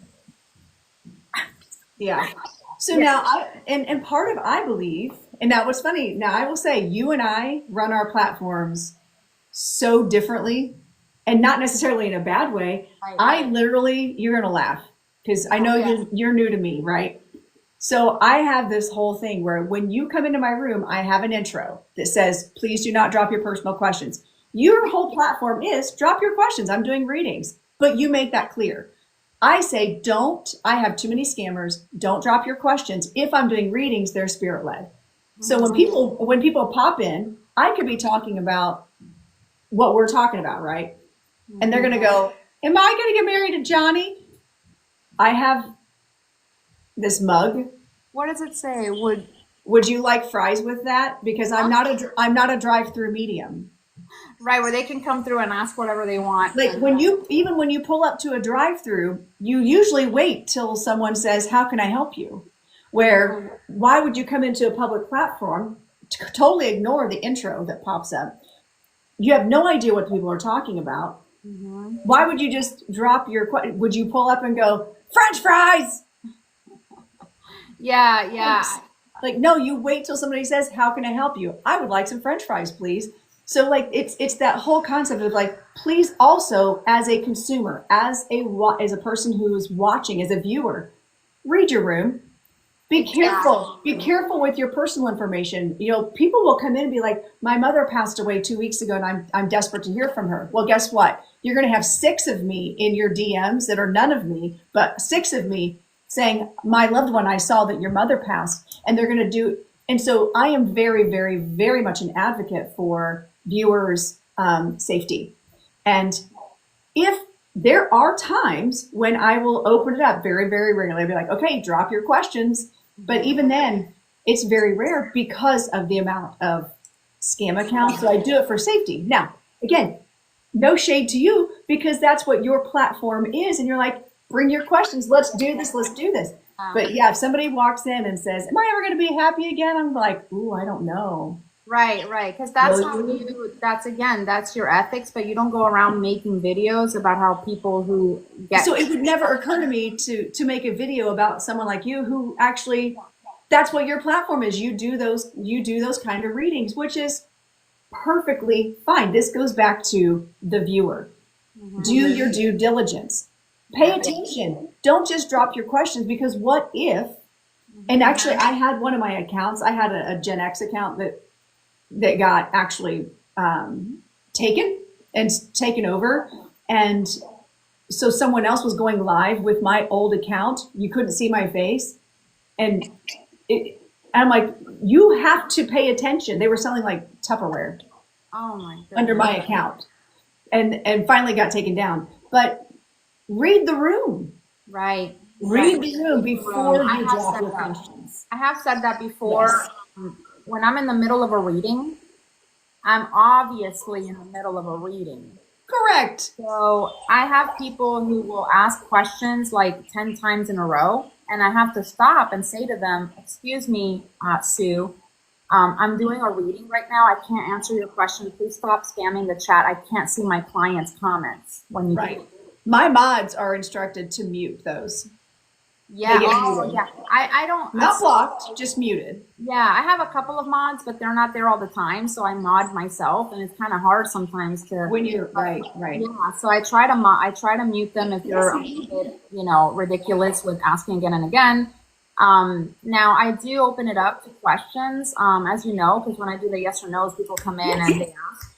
And that's fine, because that's how you're running your platform. Yeah, it's part of the business model for me. Yeah. Right? And everybody has a different business model. I feel like at the end of the day, so long as you are helping people, guiding people, yes, like you said, the viewer has to have common sense. Discernment. Sometimes these scammers come in, they don't sound anything like me. There's all these misspellings. They obviously are not me. So, look and check the channel. Make sure if they have 200 followers, clearly that's not me, right? So make sure that you check and all of this. And I have clients that write to me and say, look, I just heard from this Aura 111 account. Is this you? And I get that all the time. No, yeah.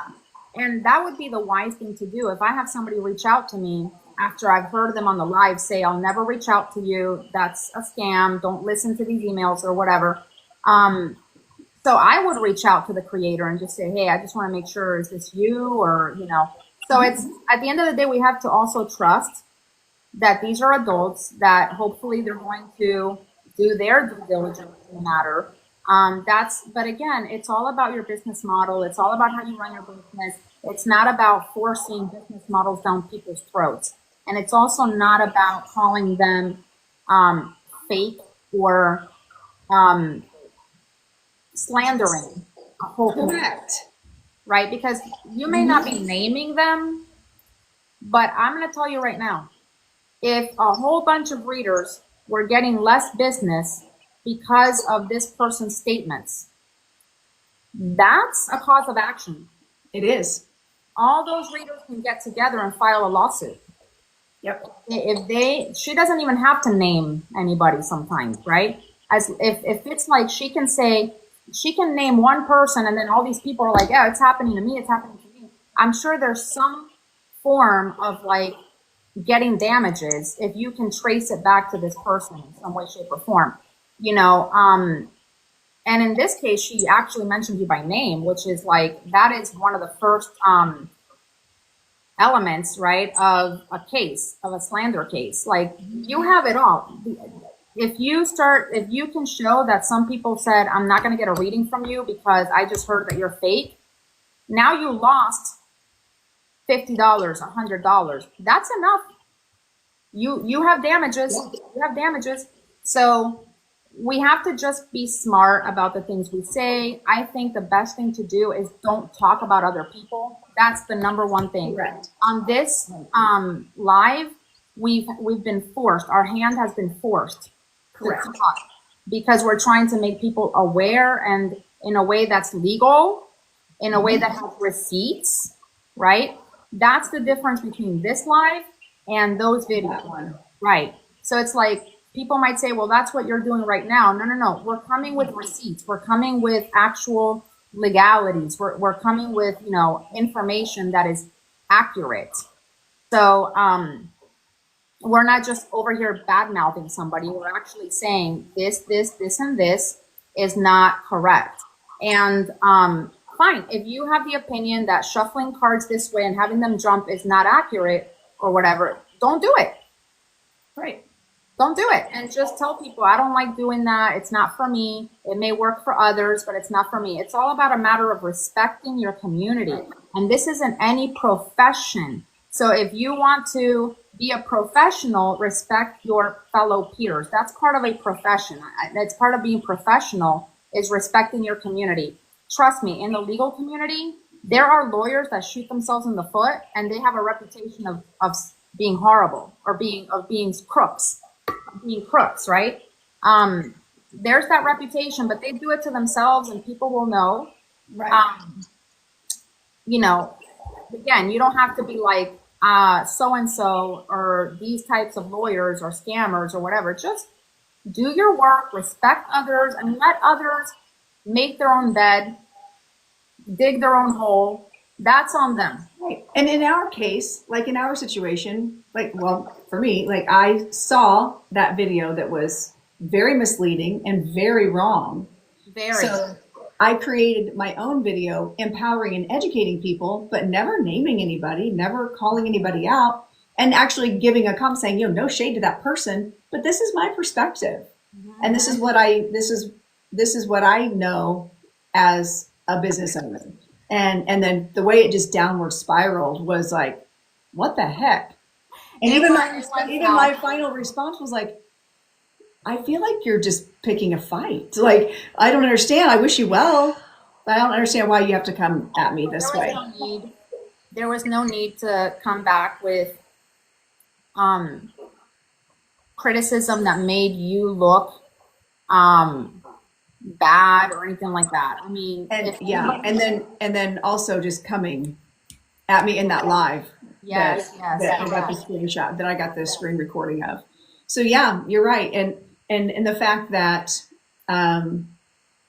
there was someone in the live that I was in at the time going back and telling her, hey, they're live talking about you. Okay, well, here we are. And that's fine because nothing was said that was illegal. Nothing was wrong. There were no lies. No. It was like, hey, this happened and it's weird. How can we as professionals, like what Tammy and you and I all talked about, support your colleagues, support your peers, your contemporaries? How do we do that? And also educate. I think that's honestly, and you were a school teacher, you were a lawyer, like you've got the chops. I'm a dance teacher. I work with kiddos. I work with adults. We come from a place of how do we educate and empower?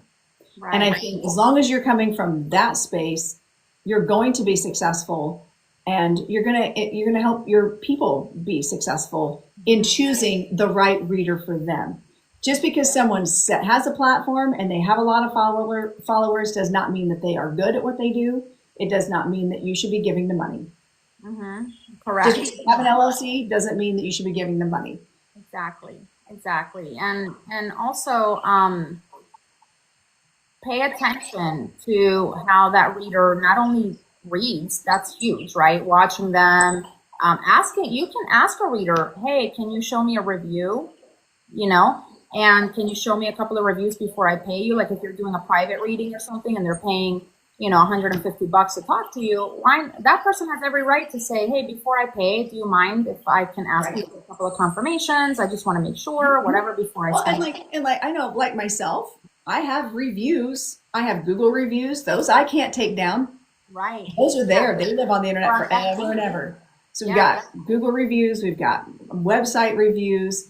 I'm on a reader on Biddy Tarot. I'm at like one of their master level readers. I have reviews on there. So people can do their due diligence on me to see what other people say. That stuff I cannot take down, that I don't have any power to take down. So do your due. It's simple as click, click, click. Yeah. There it is. Yeah. So do your due diligence before you hand people money. That's all. Even me, make sure that I'm going to be the reader for you. And also maybe in the interest of understanding that energy is energy and like attracts like, if your feed is filled with people who say things like this person was coming after us, maybe check your own energy, do a little vibe check. Mm-hmm. What is it that you are drawn to? Are you finding positive readers? Are you finding people with empathy? Are you finding people that are trying to give spirit a voice? If all you're getting is clickbait, reevaluate. Yeah, and if the person's energy is very negative, disparaging, mean, and almost cold, you might want to swipe on. You might want to say, well, and I just feel like you have to, everybody can read energy. I'm a huge believer of that. You can feel energy. You can read energy. You can.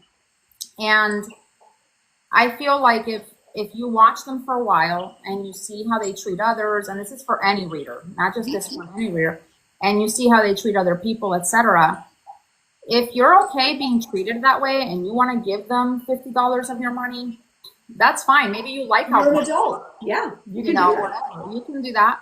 But I do believe that leaders, one of the things that is part of ethics, and again, universal ethics, right, is to have empathy for people. We're there to guide. We are Spirit's voice. A higher power is empathetic and it's pure love. God is pure love. Right. So it would never treat somebody in a way that puts them down. In a disparaging way. Absolutely not. Yeah. Shameful. If you're speaking from a godly perspective or a higher powers perspective or whatever, then you speak kindly of others. And if you don't agree with someone, you don't make a statement. You don't try to comfort them. Yeah, just let God take care of it. That's why I always say, I trust that they'll take care of it. I don't need to be the police over here. And the energy, exactly. It is not my job to police the situation, to monitor the situation, to try to call out people. Now, if I've had a number of, I think that there's a point where you do have an obligation to speak up and educate if this is happening over and over and over again. But again, I'm not going to I blocked this person. I'm not giving them my energy anymore. I have my receipts. You've said what you had to say. Nevermore Aries had what she had to say. And there were a number of other people. And so I just let her go. She doesn't have access to my energy anymore. And I have no interest in saying her name. Yeah, and put it out there. I have no interest in doing that because what I don't want is for people to go find. No, or disrespect her or go in there and be mean. Like, I definitely encourage everybody who's watched to treat this person with respect, kindness, empathy, and don't go in there. If you know who it is, don't go in there saying, I heard you're fake, Right. the other, because now you're acting like she's acting, you're stooping to that level. Right. So I always say, stay high vibration. Don't go in there and disparage or say mean things. Like, just treat everybody with love and kindness, and that's going to come back to you tenfold. In this situation, we had to speak up because what was being said was plain and simple incorrect. Right. Yeah, and at the end of the day, you're guiding people. You're misguiding people because now someone thinks, well, they have an LLC, they're accurate, they're real. Or they don't have one, they're fake. These what you're putting out there is simply wrong. That's it. So we have to, as ethical practitioners, we have to speak up when that's the case. It's not based on our opinion. It's based on facts, right? It's based on fact. So, we're not coming in with just our opinions. We're coming in with basically you're misleading people. A piece of paper doesn't make somebody accurate. Not having the piece of paper doesn't make somebody inaccurate. And later on, I saw comments like, no, I'm just talking about, you could have been a hobbyist in the past. I'm talking about you don't become a professional till you have the paperwork. That is not what you said in your video. You said they are fake. And that means, so what does that mean? They've been fake some part of their time and experience, but it doesn't make sense. It doesn't make sense. So if that's what you meant to say, then remake a video and say, you know what, this is what I actually meant. That would be someone who takes accountability. That would be somebody who says, wow, I misled. She hashtagged scam on the video. See what I'm saying? I mean, it's like you're misleading people to go and get scammed. You're actually misleading them to actually go and get scammed. So it's counterproductive. But at the end of the day, I don't know what her motive was for this. What I do know is that in general, the loudest person in the room is trying to prove something to themselves. I don't want to say that her motive was, we can't assume. We cannot assume what the motive was. And it's not our place to. It's not really our place to. But it is what it is. And I know all we can do is educate and share and share positive things and empower people to make educated decisions before giving someone money. That's all we can do. So, all right, well, we got to wrap things up because I do have a client here pretty soon. And it's been so fun chatting with you. And I'm so thankful that, Nevermore Aries came on as well. Yes. And it's been a really, really great discussion. So just so you all know, so in the YouTube world, and I know y'all couldn't see, and the Facebook, Instagram, y'all couldn't see what was happening, but I'm going to actually take the video from TikTok and we will put that I will actually upload that so everybody can see the discussion and see what was going on. And thank you so much for coming on. Make sure you're following Aura. And I'm just so grateful and thankful for such a good, rich conversation. Yes, me too. Thank you for having me. Thank you for inviting me on. It was awesome. Of course. Yeah. Well, thank you so much, everybody, for joining in. And I will see you maybe not next week. I don't know if I'm going to be on next week. Daughter's got an appointment. I think I have to go. So I might be skipping a week or work it out. I don't know. Stay tuned. All right. Well, thank you, everybody. Have a fantastic day. And we'll see you again soon. Bye. Thank you so much. Take care.